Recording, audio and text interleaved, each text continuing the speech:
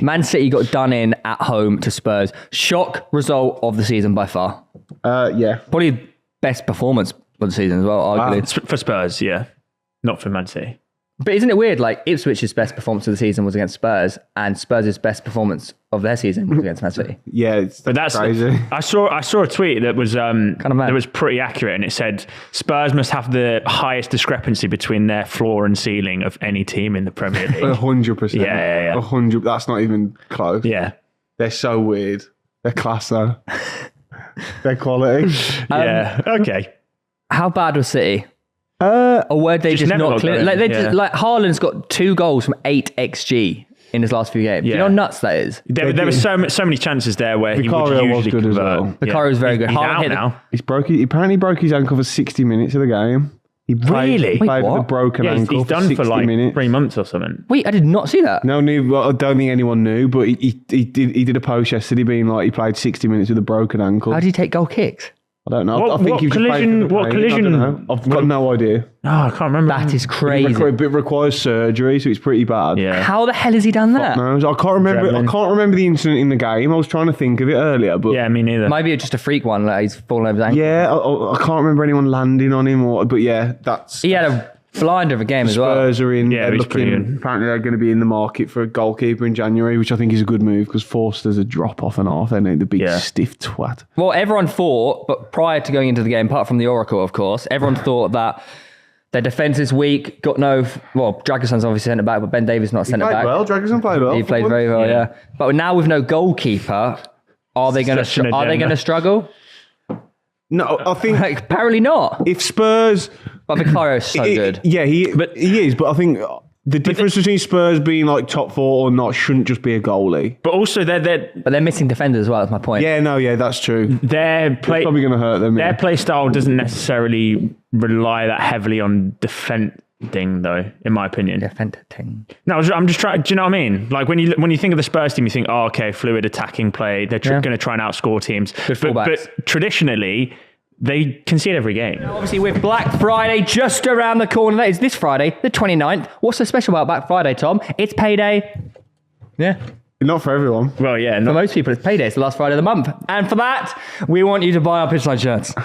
This Umbro pitchside top, which is our favourite. Obviously, you can wear it for five-side or at festivals and be crazy and gnarly like I. Was £45. Now how much? £36. £36. That's actually so cheap, by the way, for proper Umbro. Okay, you're really gaslighting us now, Lou. Okay, Buy one then? Yeah. For people that can't work out the maths, that's 20% off. Yeah, t-shirts are £20, hats £13.20. Mugs, where are our mugs? We don't even have any mugs at the moment. Why? There. Because they're constantly getting washed up because we use them every day. Oh, Tom's got one. There you go. Yeah. Have to get it on the YouTube shop, though. It's not yes, on the very website. important, guys. Yeah. It's only in the YouTube shop. So if you're watching on your phone right now, it's literally just there. Yeah. Like if you just scroll down like But 1 if you're second. on audio, go over to YouTube, get the discount. Yeah, just go on the most recent clip and scroll down. Yeah, on YouTube. So, I mean, yes, it's a drop-off, but they'll still try and work by the Ange game plan of just trying to beat teams by scoring. I think that Udogie and Pedro Porro are the ones they should keep fit. They're so... Well, Van der Ven's a big miss as well, isn't he? And Romero. Yeah, clearly not, though. Do you know what I mean? They did still concede a lot of chances. Yeah. They just weren't. Haaland hit the crossbar as well. Who was your man of the match? Madison? Yeah, gotta be. Mate. Yeah. There could have been 5 or 6 from Madison's interesting. Kulusevski was brilliant as well, but obviously because he's never really like getting goals at the moment. No, Kulusevski's playing very, very well. So good this season. What do you mean? He's been very, very well. No. He's getting goals. Very well. No, but I'm saying because he didn't get goals in that game, people... Got an assist though, didn't he? Yeah, for the first goal. The Madison goal, yeah. It's really nice. Yeah. Madison's interesting though, isn't he? Like, obviously when he was at Leicester, I was a big fan of him. Then he went He's to a bit Spurs. inconsistent though, isn't he? He's a purple patch, I think, sometimes. But it's not... I don't think it's a purple patch because he can go literally game to game from doing it. It's not like he goes on a run of 4 or 5 games streaky. When he's good, he's great. Exactly. But this is the floor and ceiling thing. Same thing. Individually, some of the players, they're like, they can do nothing, but then the next game, they're completely unplayable. Do you know only 2 teams in the league have conceded less goals than Spurs? And that would be Man United and... No. Oh, who is it then? Liverpool and Arsenal. Wait, say that again? Really? Only 2 teams have conceded less goals than Spurs this season. They're third. It's a bit of a myth with their defence, you know. But is it because they just don't keep clean sheets? So it's like one goal a game? Yeah, but other than set pieces this year, they've been pretty good defensively. And last year, they were good defensively from set pieces. And like these little things like, he shored it up the weekend, and they went a lot more compact and deeper. Like this thing that just because he did that once against Chelsea and things, people act like it's all he ever does is gungo, and they don't. It's a bit of a myth. They're actually quite solid a lot of the time defensively. His forward pressing ideology though really kind of punished City a lot because they didn't have Roger and Kovacic to actually keep the ball and play it. They were just City were just. They don't have that number 6 anymore, do they? Really? And just fucking like stars quality. It was just a perfect performance from Spurs, and like you say, with Haaland not playing how he should be, then City are never going to get back in the game, are they? But yeah, even when De Bruyne come on, like City or Grealish, they were just flat, aren't they? Is that a long-standing issue that they're just too heavily reliant on one person performing and scoring all the time? I just think they're aging. I think it's their average age now is crazy. I think it's an aging, leggy squad that have done everything that they can. That though, they've got so much youth sporadically put in there. Do you know what I mean? Though? Yeah, it's hard enough going back to back. Then they did 3 in a row. Then they've done 4 in a row. Yeah. To go again for a 5th, but. And even De Bruyne didn't make too much of an impact when he came on, did he? When you've lost your best player, De Bruyne's aging and been injured, Haaland's not quite firing like we've known him to. Just psychologically, Ruben Diaz, a massive leader's out. They've got other injuries. Like psychologically, the team is probably just a bit deflated. And they play like that, don't they? They play like. As soon as Spurs scored, it was just all Spurs, and they were just on, and it was like, what the fuck's the first 10 minutes was all City. Yeah, it was. We were laughing, going, "Fucking hell, Spurs can't defend or whatever." And they got a booking in 14 seconds. Exactly, I don't know. I think. Spurs I don't interesting, know how he's right? going to fix it. They just come off the back of 2 defeats to Ipswich and Galatasaray. They also beat City in the EFL Cup as well. This is exactly what I'm talking about with the floor and ceiling. But then they got next week. And they lost 1-0 to Palace and really didn't put up a Spurs fan must be shit. And they were terrible against Palace. Exactly. Do you know what though? It would be fun being a Spurs fan.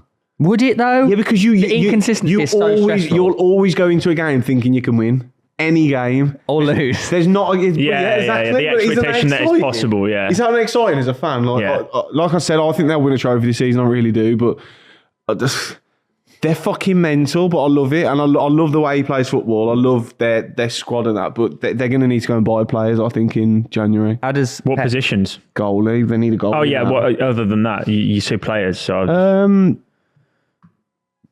maybe a winger. I don't think they need any more forwards. I'm trying to think. They've got Son off the left. I think going forward, they're absolutely fine. They've got good depth as well. Maybe a centre half and a goalie. I don't know. Digging out Dragiston again. I'll Dragiston. What does Pep do? Oh, I thought you were going to... Midfielder. He's got to go and get a midfielder, hasn't he? Yeah. Can they buy in Someone's got to January? replace Rodri, man. It's so evident. Do you know who you might go and get? Zubimendi. Reckon. Wouldn't surprise me at all. That was the Liverpool original target, isn't it? Yeah. But now Liverpool are all right with Gravenberch. Yeah, I could see. They're absolutely fine. He's Spanish. I could see Pep just going, come here. What the hell was that? What was that? What are your... Spanish people? That's how they talk. That's a stereotype of Spanish people. Like snakes. Do you think that's Pep Guardiola in a nutshell? No, Pep Guardiola's more than you believe. That's pretty good. I'm actually the king of impressions on pitchside now. Have you got any other sentences though? Because I know that's the one that everyone does. More than you believe. I'm so happy. That's right. We cannot replace you. What do you think Pedro Porro not celebrating his goal? Yeah, even though he did. No, he did. No, I know he celebrated other goals. No, he also celebrated his goal. Also, I didn't even know he played for Man City. He was on the bench once, I think. Yeah. Yeah, I didn't know. Are we sure? Is this a myth that he played for Man City? Yeah. He's been at Man City. I heard 100%. He had one training session with them. He went on a run with the squad. Let's have a look at him. He went on trial. Yeah, I think it was trial. Mate, he weren't even there. Yeah, I don't think that's true. Where have you got him? Pedro Porro playing for Man City. He was at Man City. He's not. He wasn't. Maybe he was at Man City. Yeah. He's never played a minute for them though. That's why. You're never going to get stats from him if he's not played a minute. He tweeted saying he did celebrate. He was there from 2019 to 2022. Yeah. But he's not on FOTMob. No, because he's not played a minute for them. So he's at the club, but he wasn't playing. That don't count. What do you mean it doesn't count? Still he's at the... No, I'm sorry, that doesn't count. No, but that's... Was he under contract? He signed for 11 million. Yeah. From Porro was immediately loaned to Valladolid in La Liga. The side had an option to make a permanent move after playing 13 games in La Liga. They did not exercise the option to sign Porro. So they signed him on loan and he didn't even go to England. No, they signed him. Put him on loan. But he could have stayed in Spain. No, but he was a player at the club though, is what I'm trying to say. He didn't play a minute for the club, which is why I don't think he even played a training session either. That doesn't make any sense. They signed him for 11 million. And immediately put him on loan. So they signed him then? Yeah, so he was at Man City. But he was already in Girona. Oh, I'm confused. You see what I'm saying? Right, but he has to go on complete medical. Yeah, no, I understand what you're saying, but there's a high chance... He would have shaken hands with Pep Guardiola. There's a high chance he did not partake in a training session. No, but the point is, that's why people think that he went like that after he scored. Oh, that's hilarious. That is pretty ridiculous, though. Cringe. I mean, is that the worst thing that's ever happened in football in your eyes? No. A guy not celebrating when he's not played a minute for the club. But he did celebrate. Yeah, but Balotelli used to not celebrate. Oh, that's different. At least he doesn't celebrate. Why always him? Huh? What? Why always him? What is the cringiest thing you've seen on a football pitch, if not that? On a pitch or just in football? You walking out as mascot. Oh, probably you crying at Dortment. Ones that don't include me. On Anthony Gordon kicking it out for a throw and then going, yes! Just trying to dig at him again, it's all right. I'd probably say, including fans? Yeah, including anything. It's got to be mauled by the Tigers, Hull fans, isn't it? No, it's got to be Adebayor celebration against Arsenal. That is the best celebration that's ever. cringy. I hate it. That is not cringy. Oh, clapping Van Persie walking out when they'd won the title. That's not cringy. That was just fucking... Having a Ballon d'Or ceremony and then losing 4-0. I don't know. I think North London Forever is pretty cringy. Oh, shut It's an up, alright man. song. It's not horrible. Give it 50 years. You weren't even originally from North London. Yeah, that's fair, but still. I'm North London forever. Yeah, but North You're London... from Brighton. No, but it's North London forever for the rest of the time. Oh, sorry, yeah, from now. Yeah, but they're the forward. brackets lyrics. Yeah. You don't hear that part. Brackets anus. Oh, Tom went Stone Island at the age of 5 to West Brom game. Forest cool. Yeah. I'm trying to think. I was trying to think of this on the way. I don't... Having a t-shirt that says you're not out of the race until you're out of the race. Oh, Lewis Bowden screaming next to a child at the... Oh, no. Hawthorns. The cringiest thing in football is... Oh, should I say this? You might get Curtis don't say it. No, I can think of another cringy moment in football when Boaz Moyle kicked it out for a corner instead of a throw. Yeah, I remember that. Yeah, What are you doing? I remember that. I remember that really well, actually. That was really cool. That's proper goalkeeping, though. Before keepers knew how to use their feet. Another cringy thing is Theo owning a football podcast but never watching football. I actually watch more football than you, ironically. I just can't remember it.